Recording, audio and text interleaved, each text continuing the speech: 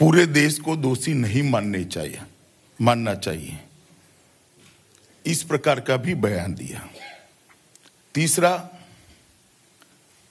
26/11 के रेफरेंस में कहा कि आतंकी हमलों का जवाब एयर स्ट्राइक या सर्जिकल स्ट्राइक नहीं हो सकता, बातचीत हो सकता है। और मैं आज कांग्रेस पार्टी को कुछ सवाल पूछना चाहता हूं।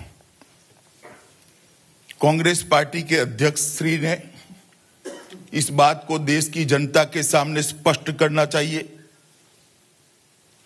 कि आप इस प्रकार के जघन्य हमले को, जो देश की जनता को झिंझोड़ कर रख देते हैं, उसको आप सामान्य घटना मानते हैं, रूटीन घटना मानते हैं। 2, कुछ लोगों की हरकतों से, 7-8 लोगों की हरकतों से किसी देश को दोषी नहीं मानने चाहिए।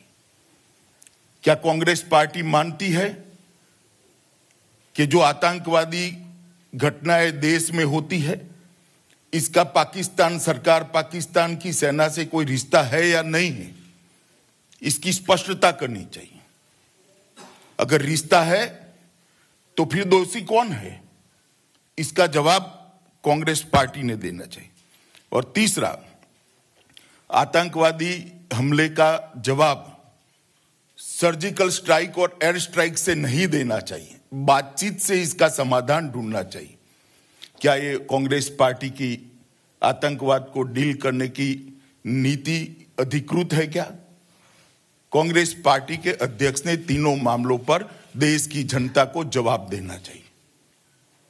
जब देश पर इस प्रकार के आतंकी हमले होते हैं, देश के सुरक्षा बल और सेना के जवान हताहत होते हैं, देश के नागरिक हताहत होते हैं, और कांग्रेस पार्टी और उनके इतने प्रमुख पदाधिकारी बातचीत का रास्ता सुझाते हैं, इससे कांग्रेस पार्टी सहमत है क्या?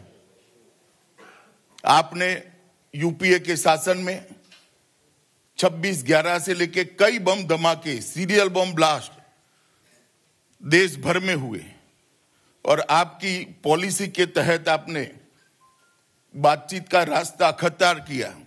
क्या परिणाम निकला? इसका भी जवाब कांग्रेस पार्टी के अध्यक्ष ने देश की जनता को देना चाहिए। उन्होंने स्वयं स्पष्टता करनी चाहिए।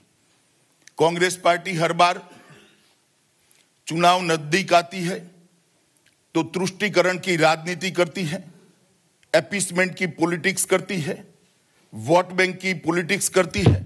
इसमें मुझे कोई आपत्ति नहीं है, ये उनकी परंपरा है। कई सालों से, 3 दशकों से कांग्रेस ने अपीसमेंट का बीज इस देश के अंदर बोया है। हमें इसमें कोई आपत्ति नहीं है, देश की जनता इसको जानती है। परंतु वोट बैंक की राजनीति क्या देश हित से ऊपर हो सकती है? वोट बैंक की राजनीति शहीदों के खून के ऊपर हो सकती है? वोट बैंक की राजनीति क्या शहीद परिवारों के दुख के ऊपर हो सकती है? इसका भी जवाब कांग्रेस पार्टी के अध्यक्ष ने देना चाहिए।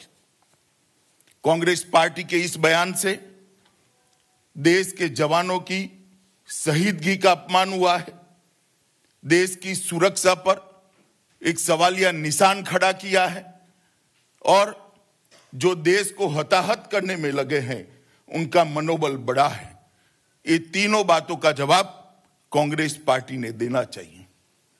7 मार्च को स्वयं कांग्रेस अध्यक्ष ने कहा कि एयर स्ट्राइक पर जो सवाल उठे हैं उसके जवाब मिलने चाहिए। किसके सवालों का जवाब चाहते हैं आप? कौन सवाल उठा रहा है? एयरफोर्स पर सवाल उठाने का काम कौन कर रहा है? आप अपरोक्ष रूप से किसका समर्थन करते हैं? भारतीय एयरफोर्स, भारत की एयरफोर्स पर संदेह करना ये किसी भी पार्टी के राष्ट्रीय अध्यक्ष के लिए मैं मानता हूं उचित नहीं है। इसका भी जवाब उन्होंने देना चाहिए। जब 6 अक्टूबर 2016 को शायद यूपी में कांग्रेस अध्यक्ष ने एक बयान दिया था कि आप खून की दलाली करते हो। उस वक्त सर्जिकल स्ट्राइक हुई थी। सर्जिकल स्ट्राइक के वक्त उसको आप खून की दलाली का टैग लगाने का प्रयास करते हो। एयर स्ट्राइक के वक्त उस पर शंका उत्पन्न करते हो। किसको खुश करना चाहते हैं आप? वोट बैंक की राजनीति को इतने आगे ले जाने का प्रयास मत करिए। पूरा देश आपको देख रहा है। जेएनयू में जब भारत विरोधी नारे लगते हैं, आप इसको अभिव्यक्ति की आजादी कहते हैं और इनके समर्थन में वहां जाकर खड़े होते हैं। ये भी एक वोट बैंक की राजनीति का तुष्टीकरण का एक घिनौना उदाहरण है। इसके बाद में कल हमेशा की तरह कांग्रेस ने इस बयान से किनारा कर लिया। मैं एक सलाह देना चाहता हूं कांग्रेस पार्टी को, आपके किनारे को देश की जनता ठीक तरह से समझती है, इसीलिए आपको किनारे कर दिया है।